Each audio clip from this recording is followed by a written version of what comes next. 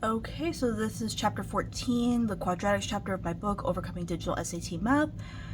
As a quick reminder, just make sure that if you already have this PDF of my book, that you, for the best results, you attempt to do the problems on your own before watching this video for explanations on anything that you're not able to correct on your own afterwards. That's the way to get the best results with this. Also, if you need a little refresher on quadratics, I would recommend going and watching the ACT version of this video, which I'll link in the description, so that you can see other problems. Some of the problems might overlap in the books, like if there was some that I really liked from the ACT book, I used it also in this book. But most of the problems you'll see are going to be different, plus you'll probably forget it by the time, if it is like happens to be one of the same problems, you'll probably forget how to do it, and it'd be good practice anyway by the time you come back to this. So yeah, I would go and do that, and I go over like reminders like this part right here in that video at the beginning as well, with like necessary formulas that you need, so that's helpful too. So let's get started. Let's try number 1 first. Pause to read if you haven't already. So for this problem, if we drew out the rectangle with what they've described, it would look like this. So we have k, the width, and then the length is just 4 more, so I just did k plus 4. And we know that the area is 77. Well, the area of a rectangle, the formula says that the area of a rectangle is equal to length times width. If this is my length, and then this is my width, I could just plug those into this formula right here and make sure that it equals 77. So let's see which of those options does that. Well, that would be option A. Okay, pause to read number 2 if you haven't already. So for this problem, you need to remember that the vertex is going to be halfway between the x-intercepts. So, or yeah, I said that correctly. The vertex, or you could also think max or min, same thing, is halfway between the x-intercepts. X-intercepts are going to be the x value when y is equal to 0. So we could say this factor when it equals 0 could tell us what the x-intercept is, and we could use this factor and set it equal to 0 to find out what the x-intercept is. So let's do that. Let's say x minus m would have to equal 0, and x minus 2 would have to equal 0 as well. Now this one's easy. We can say, okay, I'm just going to add 2 to each side, and then I get x is equal to 2. And then for this one, I mean, it's kind of easy. It just happens to have a variable associated with it. You just are going to add m to each side to get that the x-intercept there would be the x is equal to m. So remember, this vertex, that the x-coordinate of this vertex is going to be halfway between the x-intercepts. So we can use midpoint formula here, because midpoint is middle point, the halfway point. And we could plug in what we know to figure out what the value of b is, to help us figure out what the value of b is. So let's start by figuring out what m is. So we know that if we add up these x-intercepts and then we find the halfway point, we should get 4. So midpoint formula is all I'm doing there. So if I multiply each side by 2, I'm going to get m plus 2 is equal to 8. Subtract 2 from each side, and I get m is equal to 6. So I know that this m has to be equal to 6. Now I know one of my points, one of my x comma y points, is this vertex point that they give me. So I could plug that in to this entire equation now that I've filled in a little of the missing information, which is that m, I turned it into a 6, and I could plug in these values for x and y to solve for what b should be. So that's what I'm going to do. So when I plug it in for my x 4 and for my y negative 48, this is what I should get. And then now I just have to simplify and solve. And when I simplify and solve for b, this is what I get for b. So the answer to number 2 is b. So for this one, we need to remember what the vertex form of a quadratic equation looks like, which I've written down here. And basically, we're gonna look to see what h comma k is, what the vertex is. So here I see from the graph that the vertex should be -2 comma -5. So that means that I should have the negative of what h is, -2. So the negative of -2 is a +2. So I need one with a +2 in the parentheses, so it can't be these. And then I know that the number on the outside, k, has to be -5 plus -5, which is just -5. Okay, those both follow that. So what do I do now? Well, remember, these are supposed to each equal y, like this is the equation basically for whatever's graphed above, and we have two other points that we can use. We can pick either of those 2 points to help us figure out which is the correct equation. So let's try B first, and I'm going to just pick this point right here, the -0.419 comma 0. So this is going to be my x, and this is going to be my y value right there.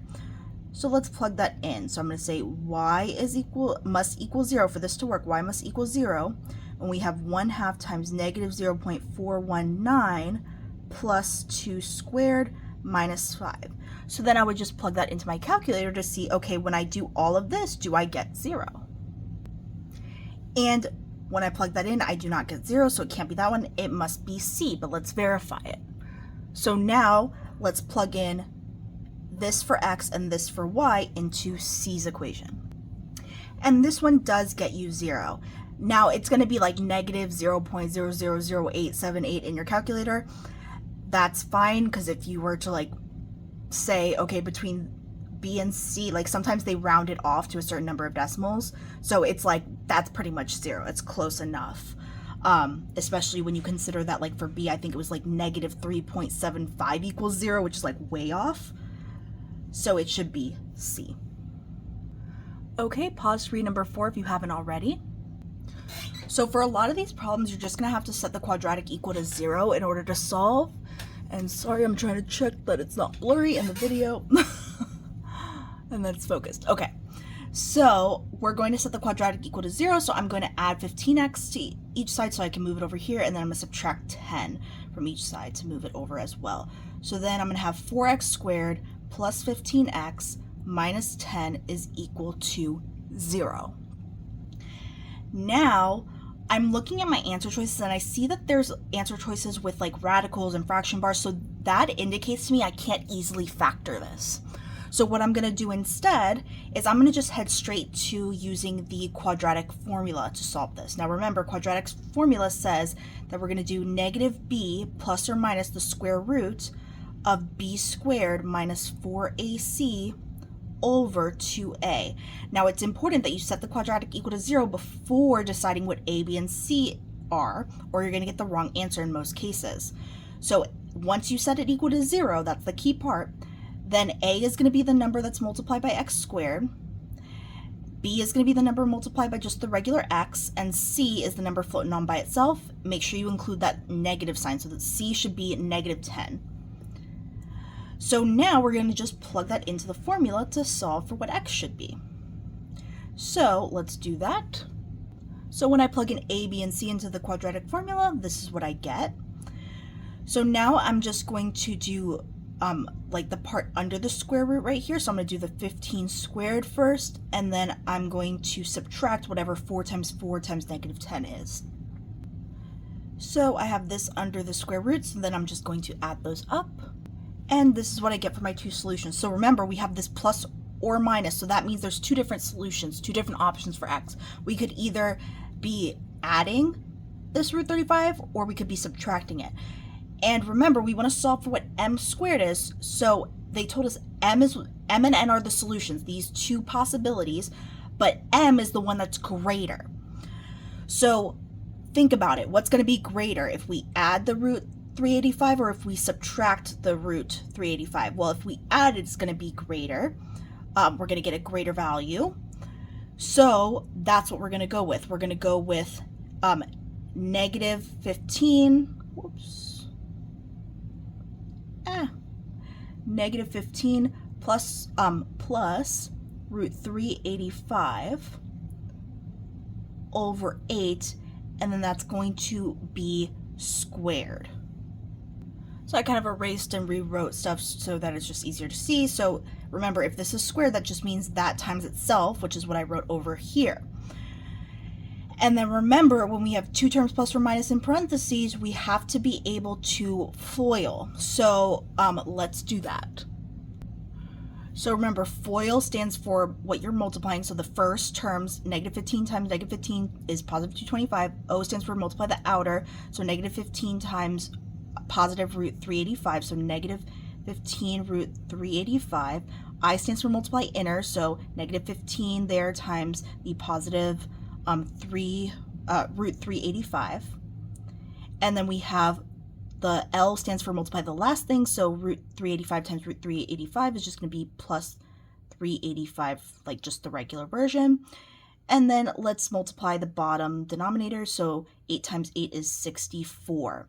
Now let's combine like terms on the top. So when we combine like terms on the top, this is what we get. So all I did was add this number and this number, and then I just combine these like terms right over here. Now what we have to do is simplify this by asking ourselves, okay, what is the GCF, the greatest common factor that goes into all of these? Well, they're all divisible by 2. So if I say, okay, how many times does 2 go into 64? That's 32. How many times does 2 go into 610? Then that's going to be 305. How many times does 2 go into the 30 right here? That's going to be 15. So then it should really be 305 minus 15 root 385 divided by 32.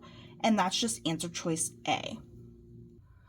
Okay, so now let's go to number 5. Pause to read if you haven't already. And let's see. So we're trying to find the solution. It's already quadratic that's set equal to 0, so we're lucky there. And you'll see that there's radicals involved in the answer choices, so let's just go straight ahead. And when I say radicals, I mean like square root stuff or like cube root, anything with like one of these guys, these symbols. If you have something squared and then you see like these symbols in the answer choices, that typically means that if you're solving for it, like trying to find a solution or what x is, however they word it, that you should be using quadratic formula. That's like a dead giveaway.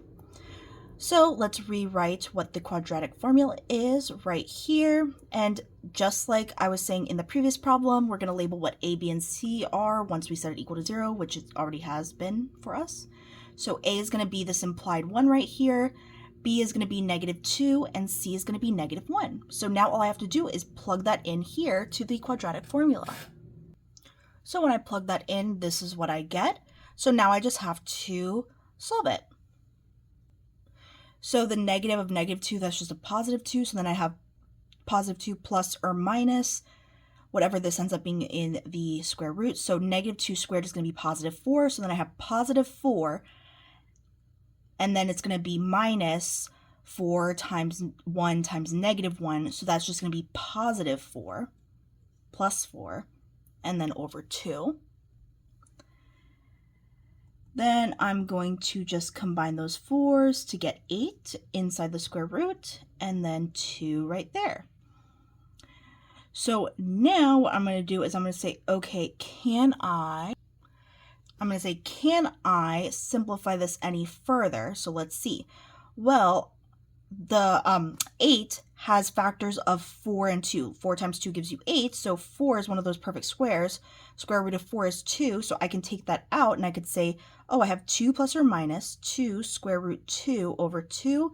Then all these 2's are divisible by 2, so they all simplify to 1. So then I just have as x, x could equal, sorry, I'm like stumbling over my words, 1 plus or minus the square root of 2, and then over 1 is just like, we don't need that. So then it could be plus or minus. So it's asking which of these is a solution. Well, there's 2 possible solutions, and only one of them appears in the answer choices. It's C. Okay, so now we're being given an equation. We have to match it to one of these graphs. The easiest thing for most students to do with this, I know you guys memorize, a lot of you guys have memorized your parent functions and stuff like that, But I like to teach like a one strategy kind of fits all, because you don't know like which parent function you're going to be working with. Like it might not be one as easy as like the x squared one. And like sometimes you mess up your transformations and all of that. Like the best strategy typically is to just do an XY table and figure out what matches, because if you can match up the points, like what you should get for x comma y, to the correct graph, then you know it's the correct graph for that equation. You have to be careful with this one though, because sometimes you'll get a point that's in multiple graphs. So I start typically with like the easy points. Like for x, I would pick 0 right here, like the 0 value. That way I can tell like easily if it's that one or that one, and so on and so forth. So if I plug in 0 in for x, I get 0 squared minus 3. That means my y value should be negative 3. So just from that, I can tell it's not C. It could technically be A, and let's see if there's any others that we can eliminate. So this also can be eliminated, B, because it's 0 comma positive 3, but this works at 0 comma negative 3. So now what I can do is I can say, okay, let me see what are the differences between these graphs right here, that one and that one. Well, let's see if this one has x-intercept, so I could like pick one of those points, or I could just pick an easy point like over here. I could pick, this looks like 1 comma 2, so I'll see like when I plug in 1, do I get 2 comma 1 is what I meant.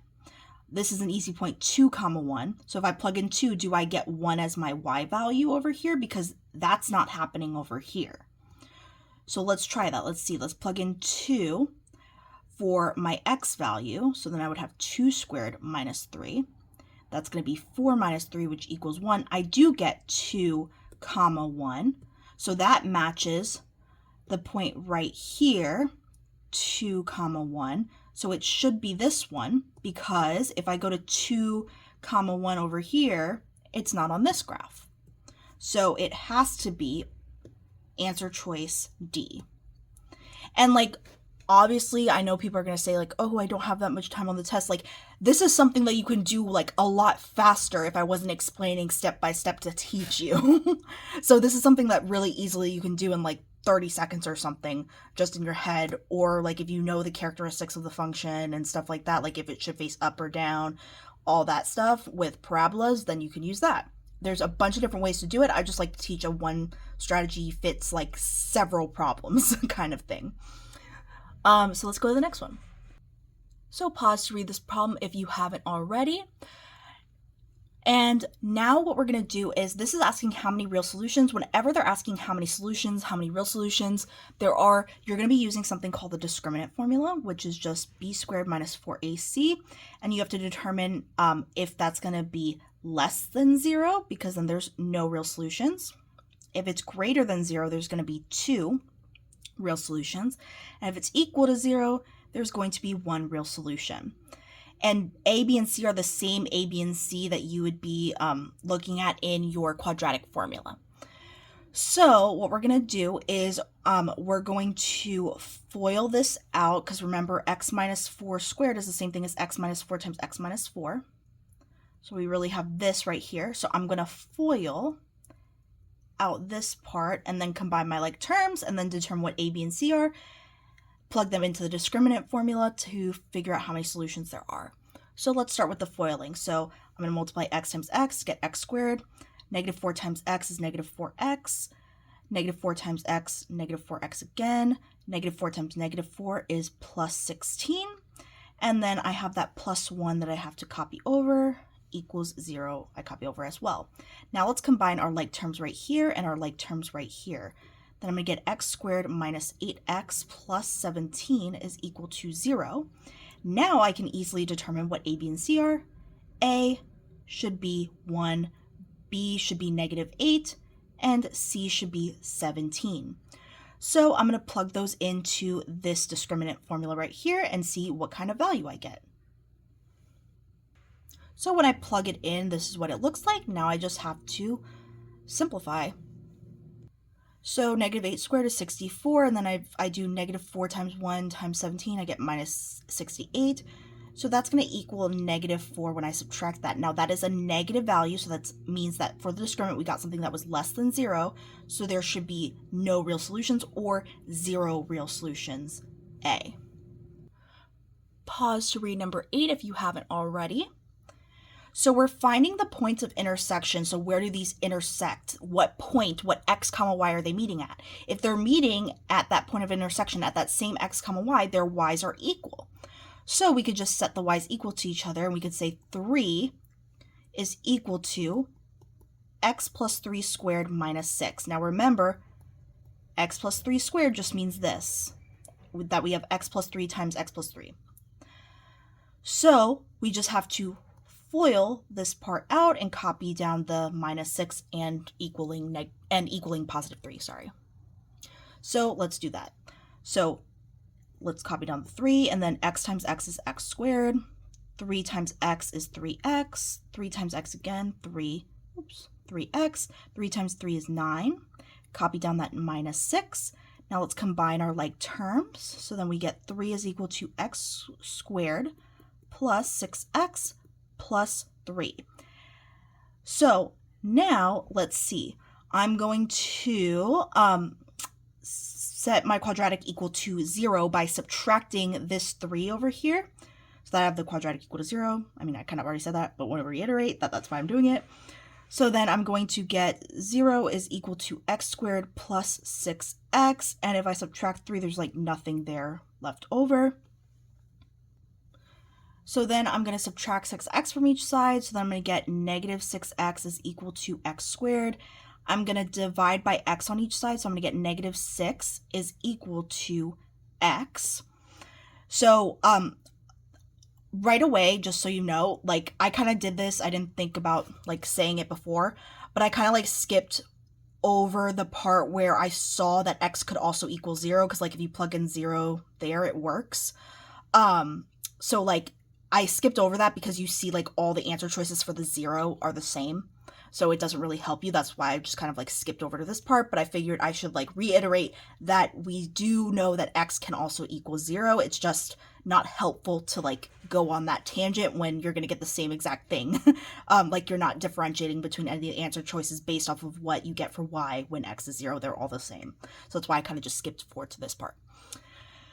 So when we solve for x, we get that x is equal to negative 6. So the only one with x equaling negative 6 would be answer choice B, right there. Okay, so now pause to read number 9 if you haven't already.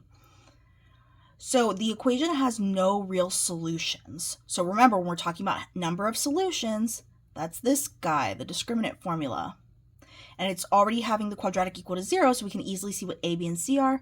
So let me just put this down a little bit. A is going to be 2, b is going to be m, and c is going to be 4.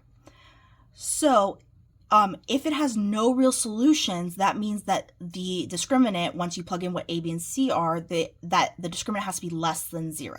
So we can basically plug in a, b, and c into this inequality situation right here. So let's do that.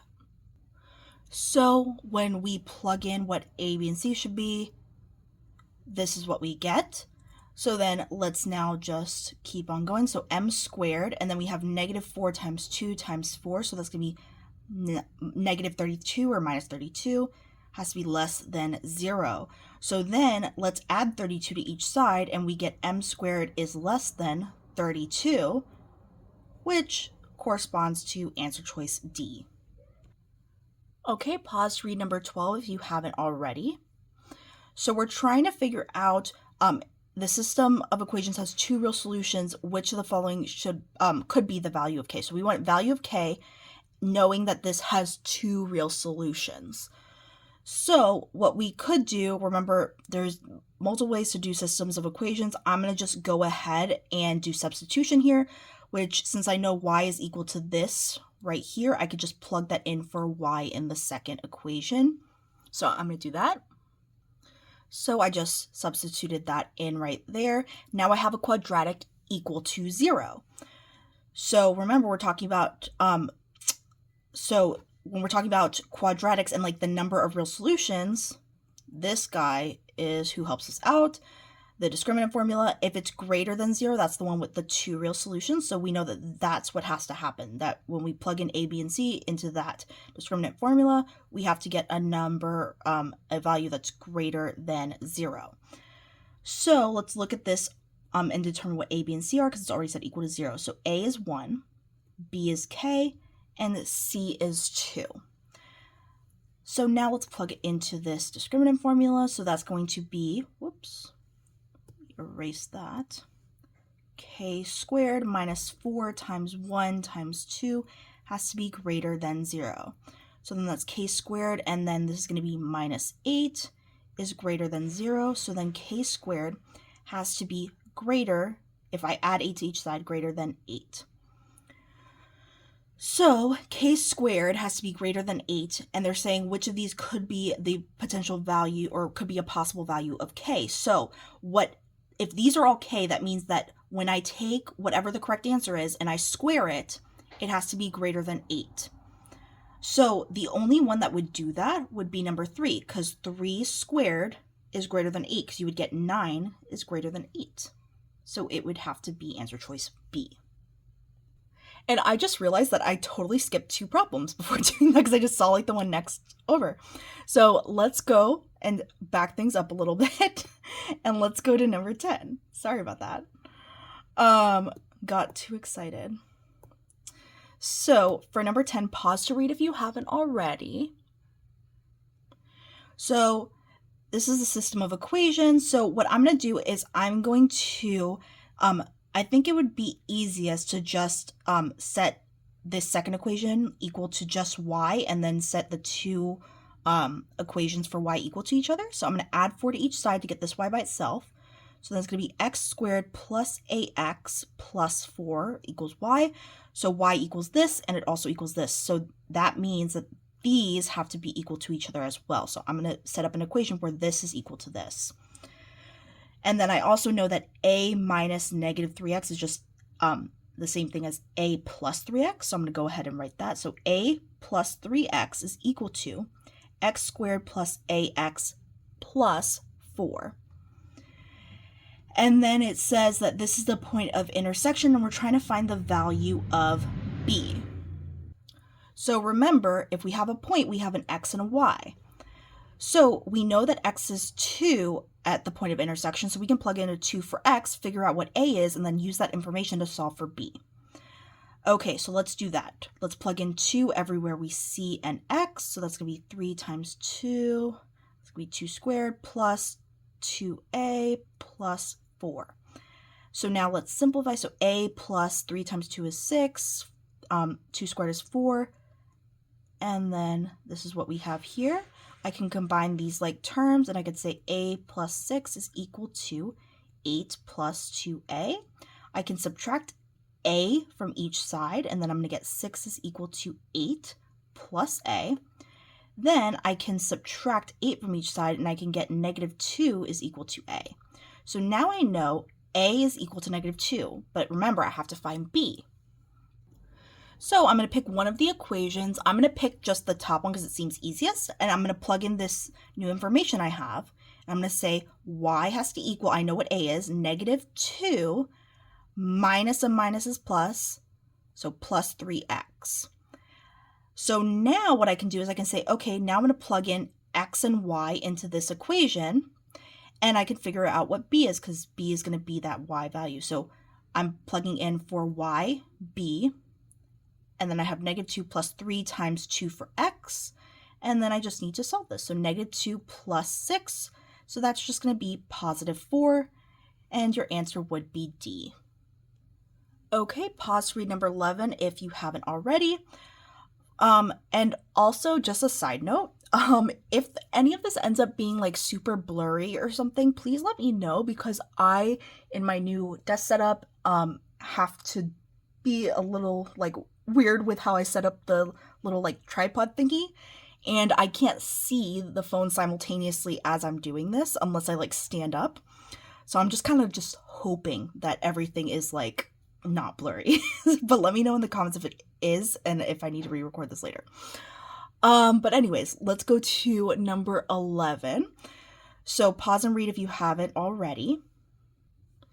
So for number 11, it's important to remember when they're referring to like maximum value or minimum value, like whatever they're saying is the maximum or minimum value, that's gonna be like think of it as like your Y max if you're used to like that formula.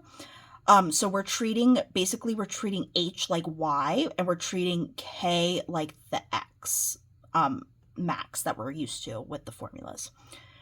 So to find the K max, it would be equal to negative B over 2A. And then to find the H max, it's going to be the H value when you plug in whatever the K max is. Just like how if you wanted to find the maximum Y value, you would just plug in whatever the X max is. It's like that, is just with different letters. So let's first, and we also need to remember that before we determine what B and A are, we have to set the quadratic equal to 0. So let's do that. So first I need to distribute this negative to each of these guys. So then I get negative 6k is equal to negative h minus k squared. Now I'm going to move these over to the other side to make it equal to 0. So I'm going to add k squared and add h to each side. So then I should get k squared plus h minus 6k is equal to 0. Actually, I should have written that the other way so it's less confusing. So I'm going to do k squared minus 6k plus h, it's the same thing, I'm just switching the order, is equal to 0. So now that it's set equal to 0, I can say, okay, what are a, b, and c? So a is going to be whatever is multiplied by k squared, b is what's multiplied by k, and c is the number off by itself. So if I want to know the k max, it's going to be the negative of negative 6 over 2 times 1. Negative is a positive, so that's just positive 6 divided by 2, which is just going to be positive 3. So the k max is positive 3. Okay, pause to read number 13 if you haven't already. So for this problem, you'll see that the answer choices are just in vertex form. So if we could just figure out what the vertex is of this quadratic up here, then we can just apply that information to rewriting it in vertex format. Well, vertex is the same thing as like the max or min value. So in order to find that max or min value, like the x max or min is going to be equal to negative b over 2a. Oops, that was supposed to be 2a. And then our y maximum, or in this case, like our maximum value of f, is going to be whatever we get when we plug in this x max or min value. So in order to figure out what b and a are, we first need to distribute this negative to each of the terms inside the parentheses. So negative times x squared is going to be just negative x squared, and then negative of negative 5x, positive 5x, negative of negative 15 plus 15. So all of that is equal to f of x. So my a is going to be negative 1, b is going to be 5, c is going to be 15. So let's plug that in to find out what the x max is. So x max is the negative of b, so negative 5, over 2 times a, which is negative 1. It's going to be negative 5 over negative 2. A negative is positive. 5 divided by 2 is 2.5. So already we know that the x max, which you can also think of as the h value in your vertex if you're thinking in terms of h comma k. So our vertex's x value or h value, however you want to think about it, is going to be 2.5. Remember, in vertex form, if we rewrite let me use f of x instead of y. If we rewrite just like the general formula for vertex form of a quadratic, it's going to be f of x is equal to a times x minus h squared plus whatever k is. So that means if h is equal to 2.5, whatever's inside the parentheses has to be minus h, so minus 2.5, so we can automatically cross out b and d. Now what we can do is we can say, okay, I want to find the maximum value f, or you could think of it as like your maximum y value, your k value, however, there's so many ways that they can put it, but they all mean the same thing. And the way that we find that out is we just plug in 2.5 everywhere we see an x, and then solve for what the f value is there. So I'm basically doing f of 2.5. So everywhere I see an x, I'm going to put a 2.5. So then that's going to be 2.5 squared minus 5 times 2.5 minus 15. So now let's solve that. So when you plug that into your calculator, you should get 21.25 for your k value, your maximum value of f, same thing. And so remember, that's supposed to be what's standing outside over here. So plus k plus 21.25 means it has to be answer choice C. Okay, so pause to read number 14 if you haven't already. And so what we're going to do, we're finding how many solutions. So remember, that's discriminant formula. This guy right here, whoops, that was a terrible b. Discriminant formula, b squared minus 4ac, and we have to determine is it greater than 0, equal to 0, or less than 0 to determine how many real solutions there are. So first we have to have a quadratic set equal to 0 before we start working with this formula. So let's do that here basically. So we're going to first do distributive property over on this side, and then we FOIL the other side, and then we're going to move everything over to get it equal to 0. So let's start with this. X times x is x squared, and hold on, that's bothering me. And then x times negative 3 is negative 3x is equal to, let's FOIL out this part. So remember, FOIL stands for what we multiply. So x times x squared, 1 times x is x, negative 2 times x, negative 2x, negative 2 times 1, negative 2. So now let's combine our like terms on each side if we can. So then it would be x squared minus 3x is equal to x squared minus x minus 2. And then I can subtract x squared to cancel it out. And then I'm going to, well, actually, you can just see right away that it's only going to be one real solution because those can cancel out. So you don't even actually need to use discriminant formula for these guys, because once you start trying to get the quadratic equal to 0, you'll see there's only one real solution. And like I'll show you all the way through to kind of see that. So now we have negative 3x is equal to negative x minus 2. So we can add x to each side. So then we have negative 2x is equal to negative 2. Divide by negative 2 on each side. And we're going to get that x is equal to 1. So like the solution is that x is equal to 1, which also happens to be just one solution that we found. So it would be B. Okay, pause to read number 15 if you haven't already. So we're finding the minimum value of the function. So remember, that's like basically the y min, which is just you have to find the x min and then just plug that into the function or equation to figure out the y min, or like in this case, the h min, or minimum value of h. So let's first start by FOILing this out. So FOIL stands for what we're multiplying. So f for first. So not 3x times 3x is 9x squared. So we have h of t is equal to 9x squared. Negative 4 times 3x is negative 12x. 2 times 3x is going to be 6x. 2 times negative 4 is negative 8. So now we're going to combine these like terms. So we're going to have 9x squared and then minus 6x minus 8. That all equals h of t. So now to find out what the x min is, it's going to be negative b over 2a. So our a is 9 and our b is negative 6. So it's going to be the negative of negative 6 over 2 times 9. So that's going to be positive 6 over 18, which if we divide each of those by, divide each of them by 6, the greatest common factor, then we're going to get 1/3. So now what we can do is we're going to say, okay, I'm going to plug in 1/3 right here for my, oh, actually, I just realized there's a typo on this. This is supposed to be like t. Instead, I forgot to replace the x's with t's. So this should technically be t min. I'll fix that in the new version of the book. So then what we're going to do is we're going to say, okay, everywhere I see a t, so every x, I'm just going to replace with a t now. I just accidentally used the wrong variable there. That was a typo.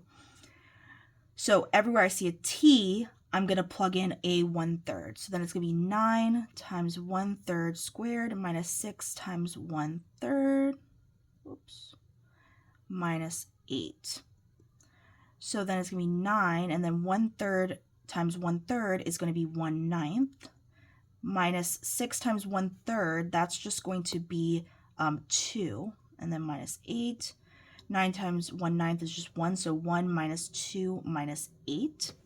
So it's just going to be 1 minus 2 is just -1, and then minus 8, -9.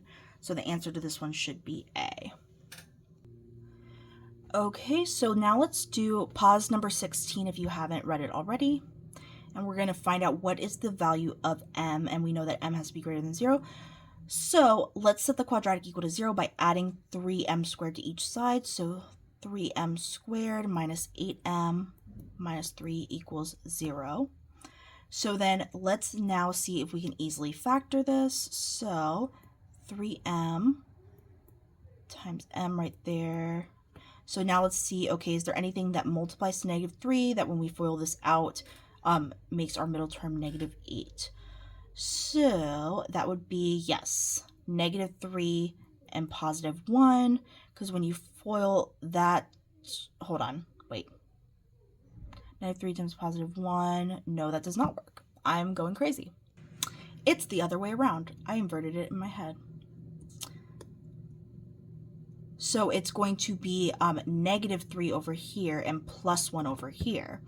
So then when you FOIL this out, it would be 3m squared minus 9m plus 1m. So minus 9m plus 1m is going to give you -8. And also, if you multiply the last terms, 1 times -3, you get -3. So we know that these can be set equal to 0 for this to work.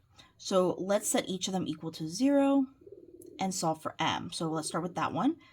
If I subtract 1 from each side, I get this. And then if I divide by 3, I get m is equal to -1/3. Remember, we're saying that m has to be positive. So it can't be this one because that's negative. So let's try the other one. m minus 3, m minus 3, I'm going to set equal to 0. That wasn't much better, but okay. And then we're going to add 3 to each side to get m by itself. So m is equal to 3. That is greater than 0, positive value. So that should be the correct answer. Okay, pause to read number 17 if you haven't already. So we're trying to find out how many x-intercepts there are. So remember, x-intercepts, if you think of them as a point, it's like x-intercept, like the x, whatever the x is when y, or in this case, like the function f equals 0. So basically, it's like the x is when this happens.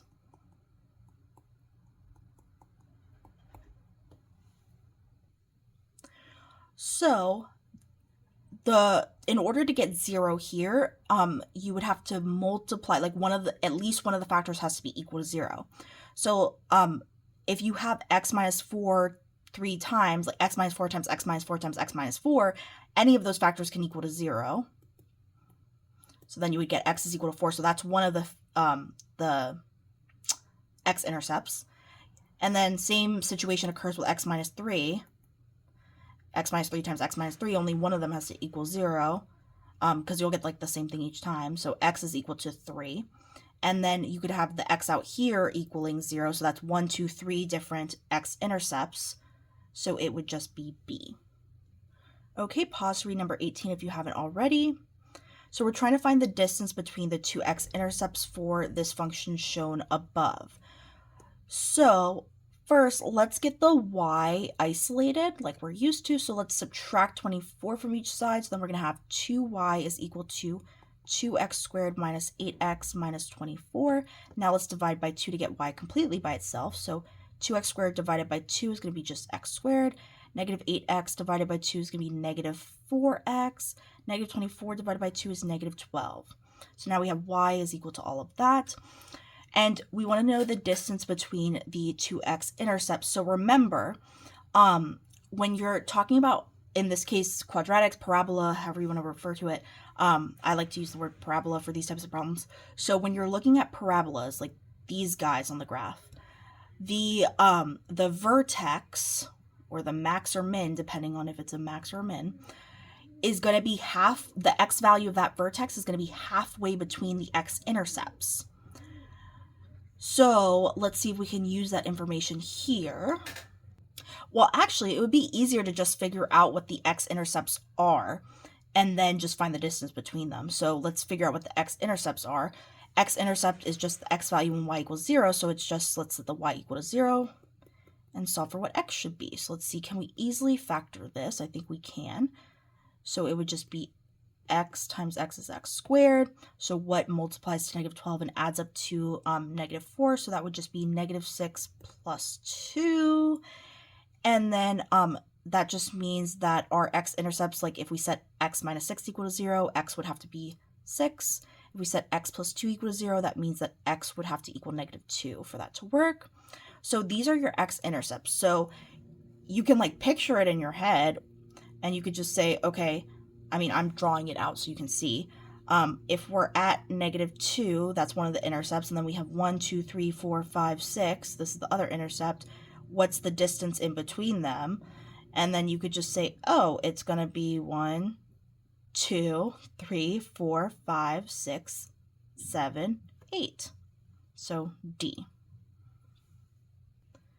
Okay, so now pause to read number 19 if you haven't already. So this one's sum of solutions. That's a formula that just says sum of the solutions is equal to negative b over a. Technically, you could find the solutions and then add them up because it's the sum of the solutions, but it's much easier and more efficient to just remember that formula. So negative b over a is always going to equal the sum of the solutions for a quadratic. But just like with our other quadratic formula stuff, we have to set the quadratic equal to 0. So I'm going to subtract 10 from each side. So then I'm going to get 7x squared minus 2x minus 10 is equal to 0. In this case, it won't really throw you off if you forgot to do that with the answer, but in other cases it will. So that's why I just say get into the habit of setting the quadratic equal to 0. So now we can determine what a, b, and c are. So a is going to be 7 and b is going to be negative 2. So that means we're taking the negative of negative 2 over 7. So that would be equal to 2/7 as our answer.